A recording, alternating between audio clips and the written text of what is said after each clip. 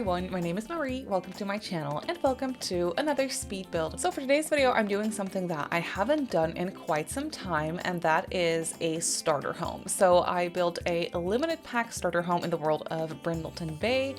And Brindleton Bay is, of course, the world that came with the Cats and Dogs expansion pack. And so naturally, I built a starter home that includes only base game and then the Cats and Dogs expansion pack. So it's a very limited pack. It literally only uses one pack. As I was building this in the beginning, I was thinking of including the paranormal stuff pack. That's because I built this over on stream and we decided to make this limited pack, but we decided on one pack, which would be Cats and Dogs, and then another smaller pack.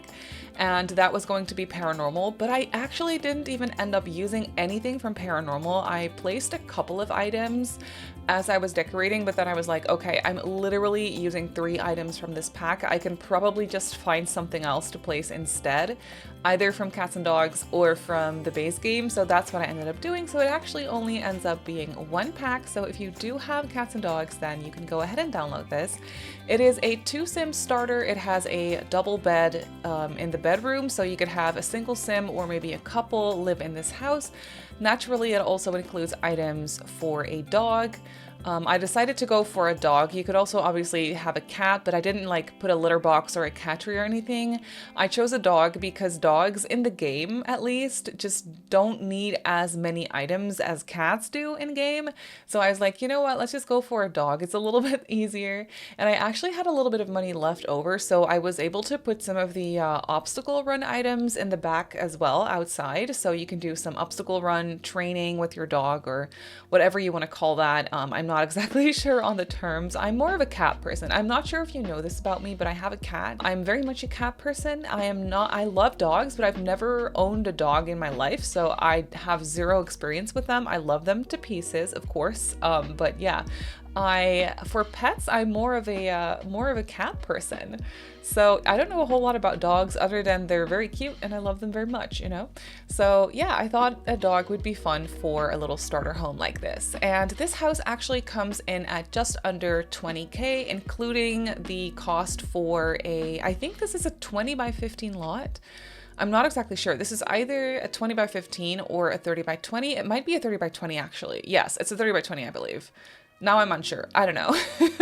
I don't know. We'll check it out in the game at the end of the video when we do a little tour of the place at the end of the speed build.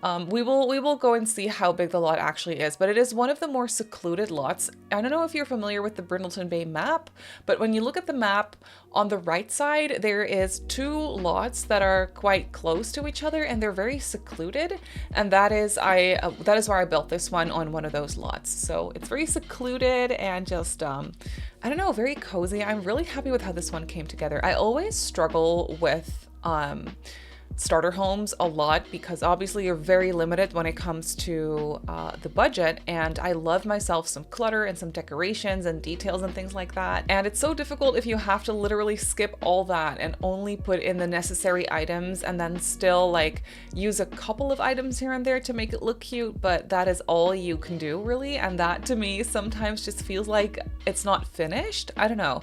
I tend to not be as satisfied with my starter homes because they just feel unfinished to me, but I feel like this one actually came out nice. I really stuck to the plan of just putting down the necessities in the beginning, and then I actually ended up having a little bit of money left. So I was able to put in a couple extra decorations, which was really nice. And here you can see for the floor plan of the house, which wasn't ideal, it made it so that for the floor plan, if I wanted to have a floor plan that made the most sense for the space that I had, I decided to do the bathroom off of the bedroom. So there is no bathroom, like a hall bathroom. There is only an ensuite bathroom. But I feel like that's kind of nice because, you know, it's a starter home. It's not going to be perfect from the beginning. You're going to be like, you're probably going to want to renovate this place or extend it, add another bathroom, add another bedroom or 2, you know, like that sort of a thing. So I thought it was a nice little thing to have that wasn't ideal, but it makes sense because it's a starter home, you know? That's kind of how I felt like I was able to get away with it.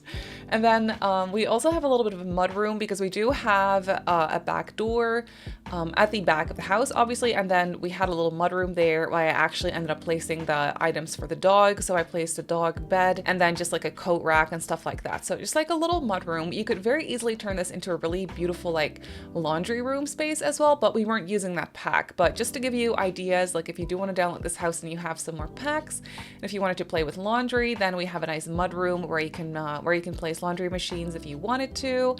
And then the kitchen is actually pretty sad. Obviously I used a base game kitchen and then the very cheap appliances, so it looks a little bit sad, but I really like it. I don't know, for some reason I was extremely happy about how this starter home came out. I also built this for a collab that I'm in with a couple of my friends. It's called the Ready for Fall collab, where we're rebuilding the entire world of Brindleton Bay. It is not a limited pack save file that we're working on. It's obviously, well, not obviously, but it has no pack limitations basically. So I feel like all packs are going to be used for that specific save file. But for this house, I didn't use any packs except for cats and dogs. So I felt like that was a nice, you know, little bit of a breath of fresh air for that save file. And also if you don't want that save file, or if you do not have all the packs, then I feel like this house would still be very usable. And one thing I was actually shocked about is I had money for a fenced in backyard. I was ready to, you know, use the debug fences and just like kind of create a cute little backyard using some fences from debug. But no, I actually had money to purchase a fence, which was crazy to me. And I was so happy about it because I feel like that makes the house, at least from the exterior, makes it look a little bit more finished, if that makes sense. And like I said, I had some money for the obstacle run items, so I placed those.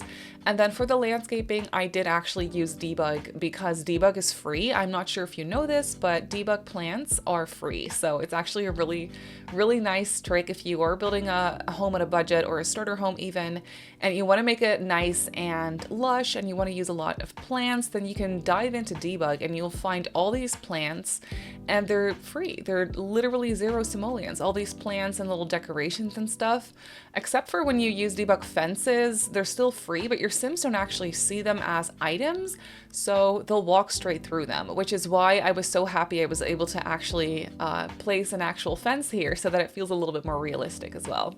And in the back, we also have some planter boxes for skill building. We also have an easel and a grill and a picnic table, so there are definitely a couple of activities here for you Sims to do as well. But for the rest, it is definitely a starter home, so you might want to just like move in and get a job immediately to make some money and add to the house, make some changes. But I feel like for a starter home, it's pretty cute.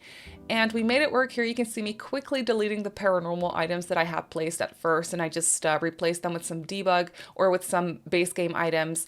And we even had money for a computer as well as a TV, so that was nice. But that's it for the house. Let's jump into the game and I'll show you the house in real time. So here we have the house in the game. I feel like it looks very inviting. I love the colors. Obviously it's fall in my game, so I did use only cats and dogs as a pack for this build, but obviously for the vibe and for the entire like season that we're in, I'm obviously using seasons as well. So that's a little bit cheeky, but you know, for the rest, you can download the house if you only have cats and dogs. So over here we have a little bit of a front porch. I obviously had to use this really cute mailbox from Cats and Dogs. It is so adorable. I never get to use them, but it was perfect for this house. So here we have a bit of a front porch with a little bench, a plant, and also an outdoor bin. And then you kind of just walk straight into the living room, dining room, office space of the house. So it isn't, there's not a whole lot going on, but I still feel like it's nice and cozy. I like the color scheme. I love the pop of blue in the couch. And we have a nice dining table over here with these chairs that look very like old and thrifted, which was actually perfect for the vibe of this place. And then over here is a little entry nook with a desk as well. And then through this archway is the sad kitchen. I mean, it's sad, but I still feel like it's kind of nice and cozy. The appliances are very old, but that's okay. We do have a coffee maker in here. And then here in the corner, we have a bowl for the dog, of course, and a little trash can in the corner as well. Then back here through this archway, we have a mudroom situation. This is where we have a bed for the dog, some storage space, and obviously some toys as well. And then off to the side here is the bedroom. So there is a double bed in here. It's not the most comfortable bed, but it will do. It will do for now. And then there is a small dresser. I had to include this fishbowl. I have been obsessed with this base game fishbowl lately. I have no idea why, but I had to use it in here again. So these people have a fish. And then off of the bedroom is a bathroom. The only thing I will say that was a little bit of an oversight, I placed a shower in here, but if you're going to have a dog, you might want to swap the shower out for just a tub. Tubs are still very cheap, and that way you'll be able to actually bathe your dog. You can't do that right now because we only have a shower, and dogs do get muddy sometimes. So if you do download this house and you want to have a dog as well, then that might be an idea. Then here in the back, this is where we have some activities. So we have an easel as well as a grill, a nice picnic bench, some planters, and then a couple of the obstacles for the dog. So you can do some training in your own backyard. But that is basically it for this house. So this cozy starter home is up on the gallery. As you can see here, it only uses cats and dogs. It has 1 bedroom and 1 bathroom, and I built it on a 30 by 20 in the world of Brindleton Bay. And the house itself comes in at just over 19,000 simoleons, so it's a nice 2-sim starter home. But that is actually going to do it for today's video, so I really hope that you enjoyed this one. You can obviously go ahead and download it off the gallery like I just showed you. My username on the gallery is Simmary Sims. You can also follow me on Twitter, Instagram, and on TikTok if you'd like. My username on there is Simmary Sims as well. If you're not subscribed to my channel already, feel free to do so, and if you want to be notified of every single time I upload a video, just click that little bell icon and you should be fine. I also live stream over on Twitch a few times a week, so if you're interested in that, go ahead and give me a follow over on twitch.tv/SimmarySims. So I just want to say thank you so much for watching, and I'll see you all in my next video. Bye!